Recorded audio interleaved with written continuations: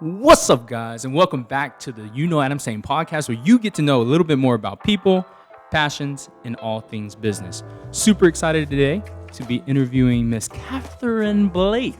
Welcome to the show. Thank you. I'm excited to be here. You're not going to make me sing or anything, are you? No, maybe. Do you like to sing? It's not like we're in that. It's not like the car show. No. Right? No, Where we get in the car. I don't know that one. Oh, you don't? What is that?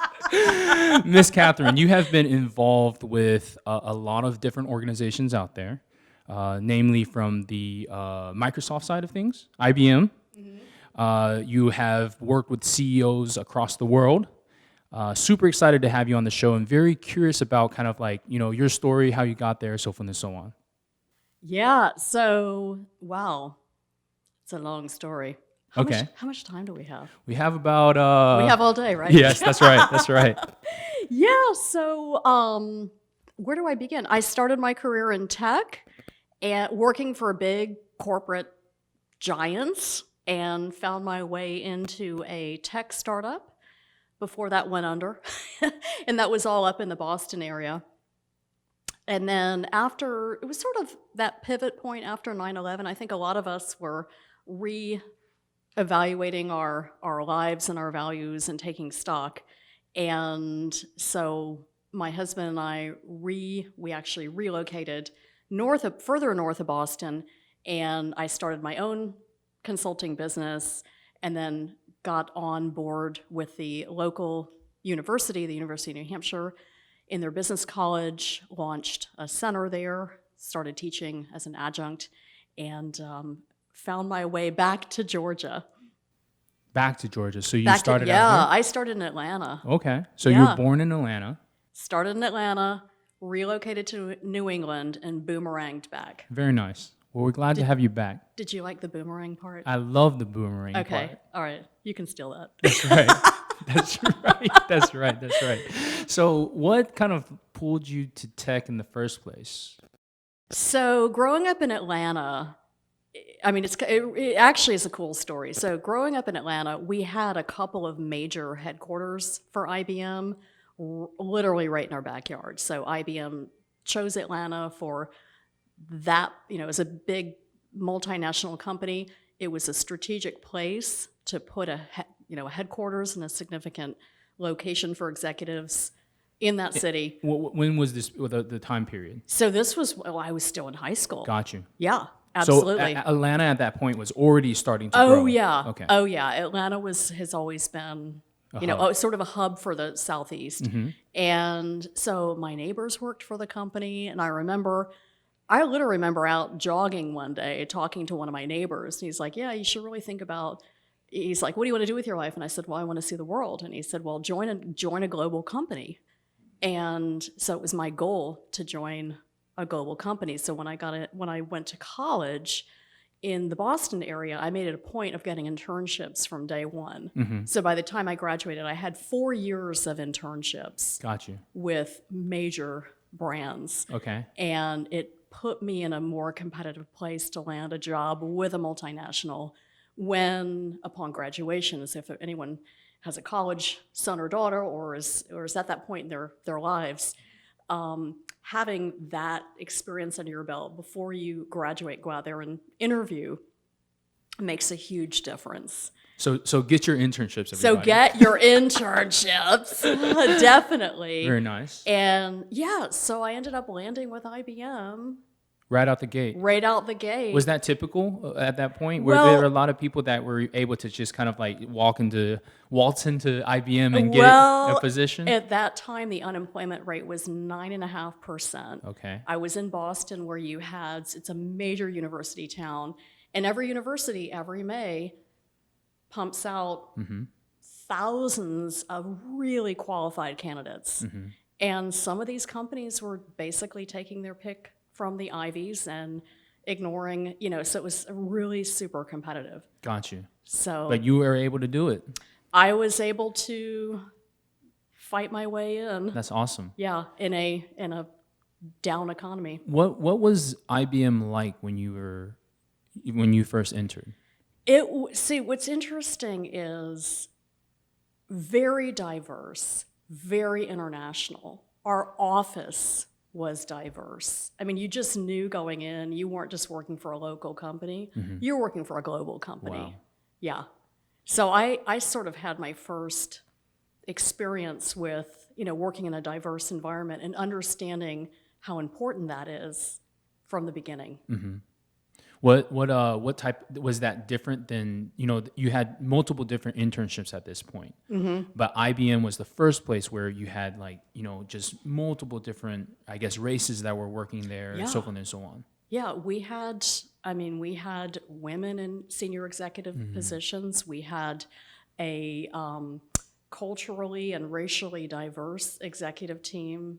It was quite amazing. We had people actually relocate from South Africa because South Africa during apartheid, they literally had a shareholder vote to close that office. And so people were being relocated out for their personal safety. And did you get your opportunity to travel? Because that was what you wanted to do. Yeah, so not so much there, yes, nationally, but I did end up getting, staying in the tech industry and ended up with another smaller global company and traveled to, Australia, Europe, South America. I'm trying to think of where else. Everywhere. Iceland, yeah. Everywhere. Yeah, it was amazing. During all of this professionally, what did you want to develop? How did you want to develop? So it was always global, global business. I have a passion for sales and marketing, and so that was kind of the trajectory. And so I sort of stayed in that, but in that vertical tech industry. And you had, I guess you grew as the tech industry, because this was the heyday of the boom. Oh, yeah. Oh, yeah. Were you there when the bubble kind of like popped? It did that a few times. Got you. Multiple times. It did that a few times, just depending on either the economy or emerging technology.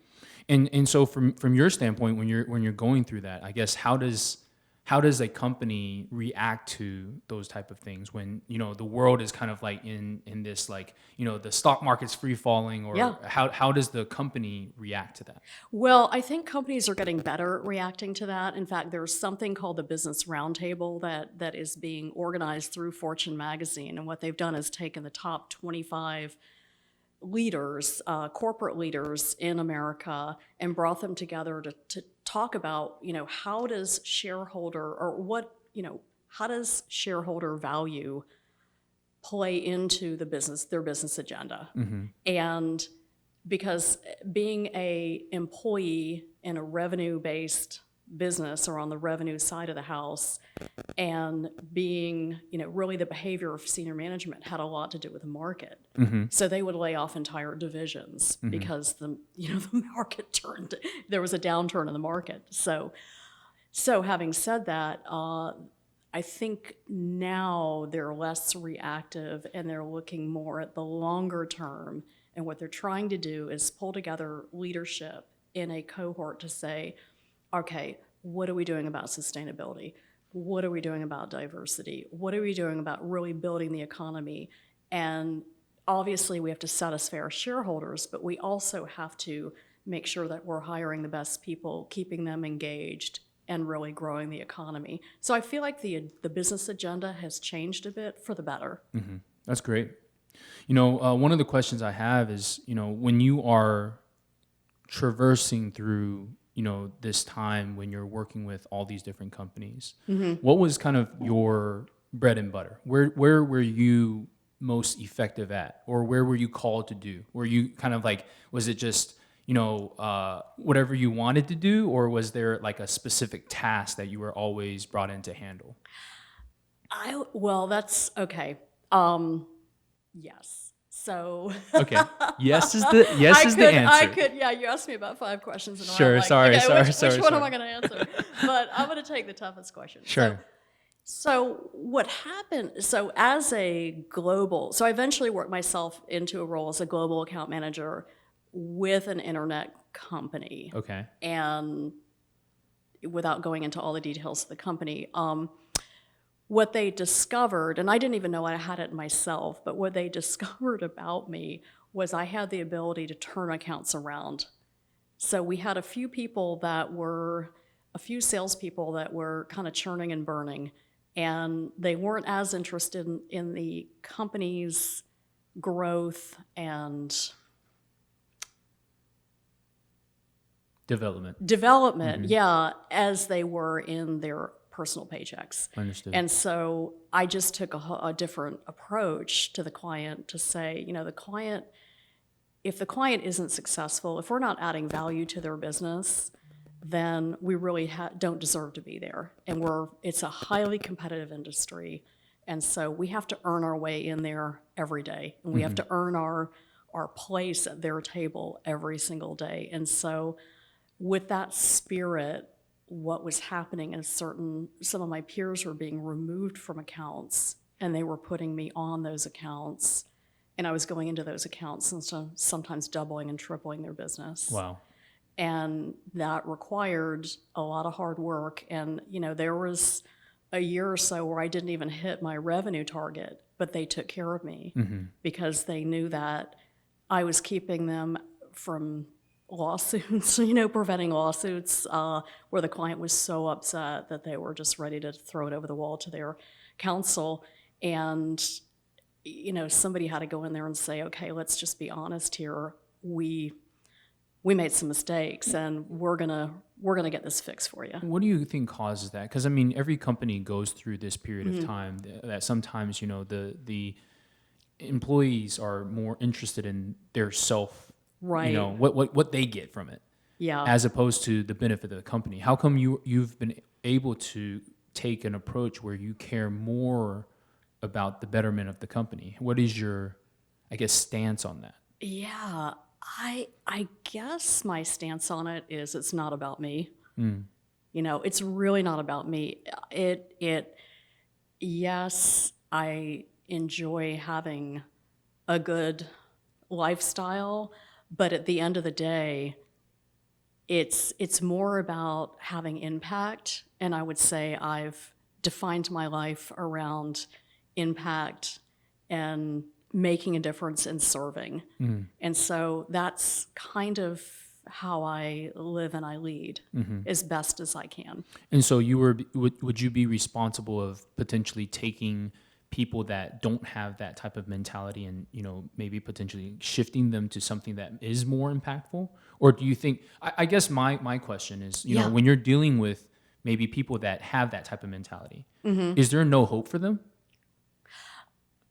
I think there's always hope. Okay. That's a good thing. I always think there's hope. I think that you can't really tell someone to care, but I think you can lead by example.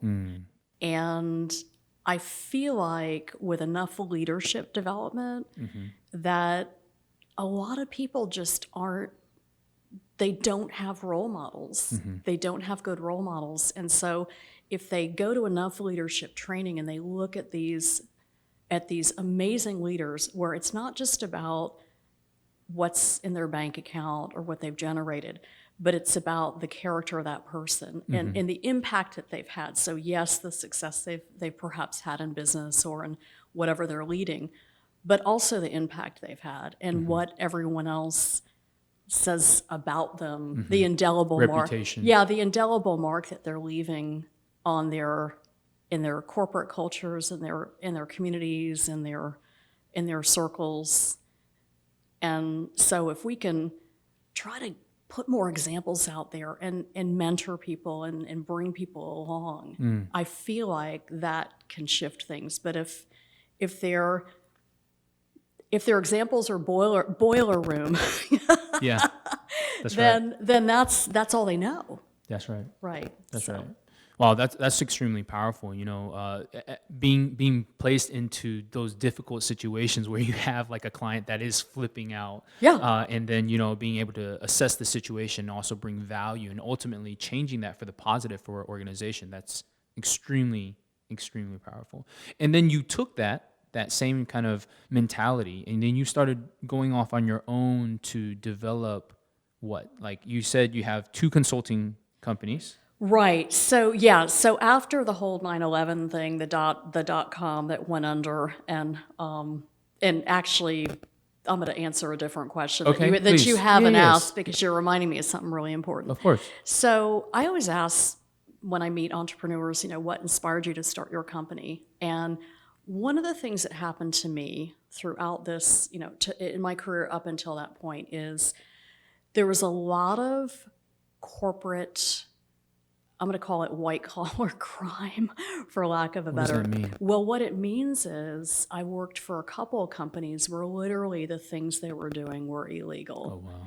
And one of them ended up in a triple class action lawsuit. Another one ended up, literally the employees are sitting there and the sheriff is driving up to the front of the building to come in and serve papers to the CEO. The CFO's already boarded a plane for Florida to get away. And they had artificially pushed the stock price up. Oh, wow. And before the end of the year, where there was this whole rally, and then after the end of the year, one of them had planned on stepping out, and they had already hired a new person. Did the employees know that we had no idea. Wow. So I guess the point is, we're all hardworking, showing up, honest, hardworking people. Yeah. And they're lining their pockets, and I mean, it's okay to assume wealth if you're doing it honestly, but what they were doing was actually, I mean, the shareholders sued the company, and sued they went after the executives. So that was one example. The startup ended up getting in trouble with the Secretary of State's office, and I guess it was the second time this particular group had been hauled into, So these how do you were, get into trouble with this? That doesn't sound yeah, fun at all. well, no, basically it's whether it's Department of Revenue issues or taxes, or, well, it could be that, but it also could be how you're representing your books, and both were publicly held or had public stock. So it's playing games with reality. Wow. And anyway, all of that caused me, it just made me so angry. And I thought, you know what, I'm going to actually start a business where we're ethical, and where I'm going to teach business development people and salespeople and coach them and mentor them on how to get ahead and how to achieve doing it honestly and ethically. And putting, literally, and this may shock people, but putting the revenue target aside for a second and just going in and going, okay, I want to understand what your need is and what you're trying to do with your business, and figure out if we're even the right resource. And then if we are, we're going to do everything we can to help you. And if we're not, we're going to find you the best people, because we're super networked. And when you do that, of course, you get referred to everybody. And that wasn't even the original intention. That's but right. Anyway. So you started that, and then, I mean, it just took off. Yeah, it took off. And this was still is this in Boston? This was actually when I relocated to New Hampshire, which is like literally throw a stone. It's like an hour north of downtown Boston. So you were developing this, and then you got pulled into a campus there. Yeah, so I hired an intern to help me with Salesforce.com. Okay. And the intern knew nothing. It was getting ready to graduate. And I'm like, what are you going to do with your life? I don't know. Well, do you have a resume? Well, not really. And I'm like, you're graduating in 4 months. Did that blow your mind, since you were so prepared at that? It blew my mind. So I called the university and I'm like, I'll spend a Saturday with your students for free. Yes. I'll put together a seminar, bring them in, and I will give them some pointers to get them ready. So they looked at me and they're like, "Would you like to teach a class?" After you had No. Oh, even before. They said, "Forget the seminar. Would you like to teach a class?" I'm like, "Sure." So they said, "How would you like to teach sales management?" I'm like, "They don't even know how to sell. Yeah. Like, they need to learn how to sell themselves Sure. first." So Anyway, so I said, well, why don't we, they're like, well, why don't, they can pick a product. I'm like, no, they need to sell themselves. And why don't we have it, they sell themselves to land a job. So they are the product. Love that. And so we developed, I put this class together. We did a pilot over the summer in case it bombed, nobody would know. Good strategy. Yeah, the good strategy. Like it. So the class was called How to Land a Job in a Difficult Economy. Well, the next thing I know, I'm being interviewed by the news. Wow. And because the economy was horrible. At that moment. Yeah, in time. it was, back to that kind of ebb and flow. The economy was horrible. They were pumping out good, excited business students and getting hit with the reality of there are no jobs. So the next thing I know, I find myself on the news. Then I got asked to speak on a cable channel, the New England Job Network, and then I got invited to Harvard University's Office of Career Services and gave a seminar down there, and got on all these networks, and it was just sort of this perpetual, and it wasn't my business at all.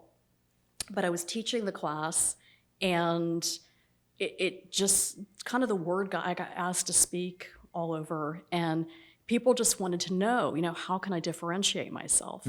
And part of that message is show up and be authentic and care. Well, I think there's a big question in here. Yeah. And maybe you can shed some light on it. When you were getting done with college, you had actually done all this prep work to get ready for the outside. Yeah. What do you think shifted between the time that you graduated and the time that you saw these interns, right, coming in with zero experience? Like, and I think it's actually something that is overall, like even right now, like I don't think that I was working, but I didn't get an internship before I left college. What do you think changed? I wish I could tell you. I'm not really sure. I'm not really sure what changed. Okay. And maybe it's because I'm on my own journey and I don't know, but I'm not really sure. Yeah, that's okay. So, for you, after you get all these opportunities to, talk on TV and do all these different things, what next happens for you? Does that impact your business at all? Being kind of like a public figure that people are going to in terms of like knowledge for this? Honestly, it didn't impact my business because my business was sales and marketing consulting and training. So all these things I was doing for these students did not hit my personal bottom line. Okay. But I wasn't about that. I was about impact. You felt that. I was. That's where it hit. Yeah, it was about a movement to focus on preparing students. And since then, all the groundwork has actually grown into a sales minor, has grown into a robust center. I mean, all the things that got going during the period of time when I started and launched it are continuing. So, yeah. And for you to have that type of impact, I mean, how does that make you feel? I guess it makes me feel like it was all worth the effort. And when I have people that stay in touch with me that I haven't seen for 10 plus years.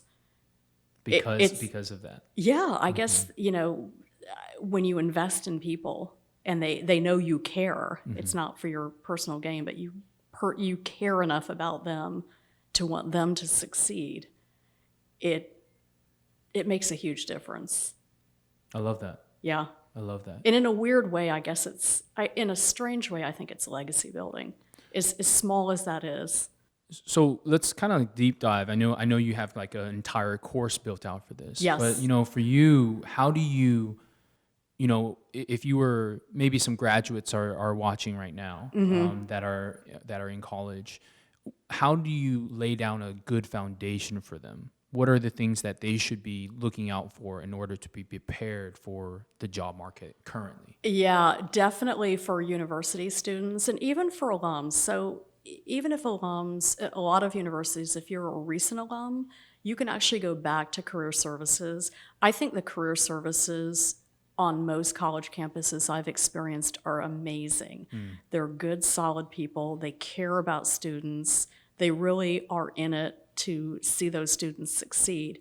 The problem is there are not enough of them. So you've got Stretched maybe super thin. Yeah, they're stretched super thin. So step one would be leverage every career service opportunity you have. They offer training, they have open houses, they have career days, you name it. Take advantage of every single one of those. And in addition to that, leadership training. So people forget about that. But most campuses have leadership programs, have leadership training. Some of them are very competitive to get into. That would be the second. And the third would be etiquette. So business etiquette. A lot of literally when you're invited out on a job interview and you're brought to dine and you're like, oh, they put the interview right around lunch and then they invited me to lunch. They just want to see if you Really? Oh, how, yeah. Like how you present yourself. how you conduct yourself. So I should probably stop stuffing my face with food. Yeah, during- don't. No more scooping, Adam. You know what scooping is? What is that? Shoveling. No more shoveling. No shoveling. Okay. Stop that. I Gotta love stop it. Okay, that. I'll stop that. I'll put a pin in that one. That's right. That's right. I love that. Yeah, but yeah, the etiquette, the business etiquette, the dining etiquette, the protocols, all of that is really important to our personal and professional success. You mentioned a lot about leadership training, you know, and I've experienced some of your leadership training personally, which which is phenomenal. Yeah, thank you. What It's been fun. has it been fun? Yeah. You're Extremely challenging? You bring a light and a spark. Is that what it is? Yes, and the charisma. I guess that's one way to Is define the it. charisma? No, you're a joy. Thank you're you a so joy. much. I Yep. appreciate that. You know, for you, how did you know? Was that something that was existing even back in the day? Like when you were first starting out, like did you know that was going to be something that you were going to continuously develop, even at your internships when you were in college? Well, so I stumbled upon leadership, and because you sort of, I think you sort of start your career and you just start working, and then you know, for a lot of people, they're kind of waiting for somebody to, you know, promote them, and what somehow I figured out early on, I've got to take control of this. And if I'm not getting, particularly in a multinational company, when you're a recent college graduate, you have to find other opportunities to develop leadership. So I started getting involved in nonprofits. Okay. And through nonprofits, you can literally build a career in leadership by volunteering with a nonprofit. So I found myself on a board of a nonprofit, and they ended up putting me in as president. And this was a Boys and Girls Club north of Boston. Okay. And we were in a crisis situation. So I learned really fast how to deal with, you know, crisis management.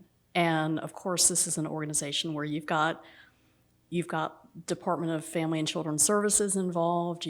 There's all these stakeholders, and it was a very delicate balance. And we had to keep it afloat because these children literally would have nowhere to go after school because their parents were working. They're in single-parent households. They're many living, you know, like at the poverty level, and we had to keep the doors open. So, you know, I'm working full time. I was in a graduate program. I'm trying to save this Boys and Girls Club. And that probably, you know, that experience plus a few others after that probably taught me more about leadership than, you know, sitting through a training class. Yeah. Yeah.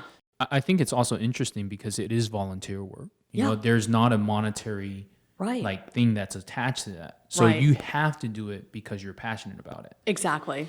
I think that, you know, in this day and age when it's so like, you know, that number, right? Like how much you're making or whatever it is so important to people that I think they lose sight of what really the company is there for. Yeah. And I think that, you know, you mentoring people in order to get them to see past the dollar signs, Right. extremely powerful. Yeah. Well, and the other cool thing about volunteer work and volunteerism is in any kind of work environment, people are paid to follow you. They may be paid to give you platitudes, in a volunteer environment, if you look behind you and no one's following you, you know you're probably not leading too well. So it's truly the litmus test for our leadership capabilities. I see. And it's not smooth sailing. How do you define a good leader? To me, a good leader, it's all about being a servant leader. It's about serving others. It's kind of working at the, you're working behind the team. You're there to support them and to raise up other leaders. For you, for those that maybe haven't heard the term servant leader before, I know that there's a book out there. Yeah. It's a great book. I love it. But how, if you can get a definition of what servant leadership means to you, what would that be? It's putting the needs of others before your own, and it goes against our human nature in some ways because those of us who are driven and we're driven to goal oriented and achievement oriented, we want to be out in front, and in a way, it's going, okay, I need to your success means more to me than my own. And if you're successful, then I've done my job.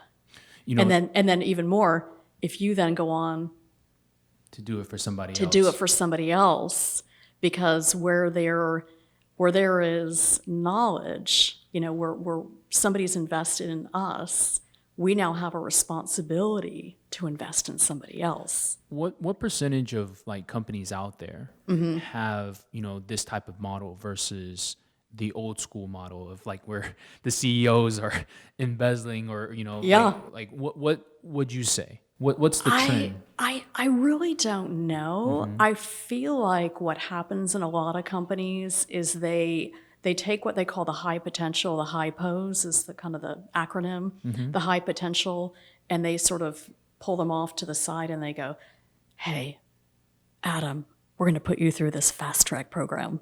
Okay? And so they're kind of pulled off and they're put into a special group, and then they go on a rotation.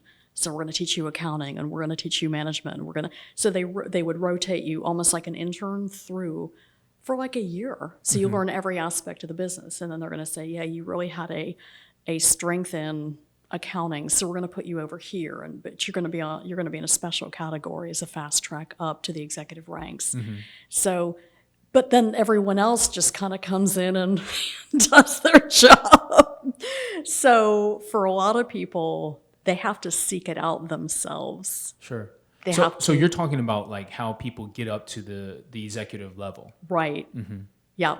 And so I guess my advice to anyone is make it your personal plan to carve out a certain number of days a year for leadership development and be a lifelong learner. Never stop reading, never stop going to seminars, never stop seeking out opportunities to lead and to learn. Where do people go for that? For leadership training, if you will? So one of my favorites is the Global Leadership Network, and it's out of Chicago, and it's been going on for about 25 years. It is a satellite broadcast. It's a global satellite broadcast. Not everybody, meaning that they're broadcasting live from Chicago. Okay. And so you've got South Africa, and they're downlinking to certain locations, universities, schools, businesses, churches, whoever wants to sort of provide the signal, and they would gather local people there to watch, and then they're all on this sort of global network. But then they bring up a lineup of speakers, and it's 2 intensive days of participating in this program. Does it feel does it have this TED Talk type-esque feel, or what does it look? What does it feel like? I think it is not just sort of TED Talks have a formula. I'm not knocking them; they're great. Yeah, we all love them, right? I love them. Yeah, we all love them. But they have a formula. Sure. And these some are done in an interview format. Some are done where they just speak, or they get up and they teach.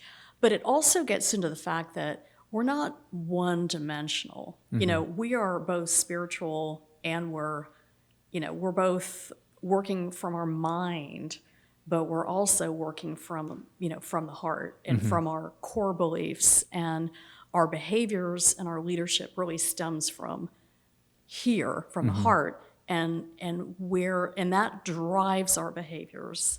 And that's not something that you can fake. Right? That's and right. You've met leaders who, even executive coaches, will try to coach executives on being, showing a kinder side of themselves. Well, if it doesn't exist, they can't really fake it. It's not one of those fake it till you make it scenarios. It's not a fake it till you make it. So it sort of, what I like about that particular program is it really takes the whole dimension, the full dimension of a person into account. And not just how you behave at work. It's really about your whole life. But in terms of other leadership development, most universities have professional leadership development, even if it's through an extension program. There's, of course, lots of books and lots of information online. I don't love all of it, but there's some great ones out there. That's awesome. What's the future hold? What are you doing currently, and what's the next challenge that you're going to be facing? Yeah, so right now it's my privilege to represent Georgia Southern at Go Eagles. Go Eagles. I know. You know what? I have Eagle blood now. That's right. I'm really excited. Let's go. Let's go. Yeah, so I'm excited to have an infusion of Eagle blood. Okay. And yeah, so representing Georgia Southern University's Business Innovation Group is the Accelerator Manager, where I'm working with the top tier clients to help them launch their business into the next phase, including Mr. UKnowAdamTsang. Thank you. Yep, who it's been just a joy Absolutely. to work with. Thank you. Yeah. So you mean that. I totally do. Thank you. You're the Thank best. you. And in addition, when I relocated back to Georgia, I was having trouble finding other professional women because I'm living on the coast. I'm not in Atlanta. So I launched the Institute for Executive Women to really provide leadership development, mentoring, and community building, and really connecting women to each other. And so launched that. We've got a global network going. Wow. And Global, yes. Global, yes. In fact, as soon as COVID hit, we were meeting in person on the coast. And as soon as COVID hit, we just hit a switch and we went to virtual. And that grew. It grew. What happened was people were now stuck at home. And so we started pulling in speakers from different areas of the country. And so one of the speakers I had met in Boston, she's from Nigeria. She was a Nigerian, this is a crazy story. She was a Nigerian housewife. Her husband was working in tech, and so he was commuting to South Africa in the tech industry. Commuting, okay. Commuting, yeah, that's what they do in Africa. They get on a plane and they commute halfway across the continent. And so she started getting into film, and she started getting into women and children's literacy. And she's like, you know what? I want to do more. I think I'll apply to Harvard. She applied to Harvard, got into Harvard, got her. What? Well, I think she got her graduate degree. Decided to apply to Oxford.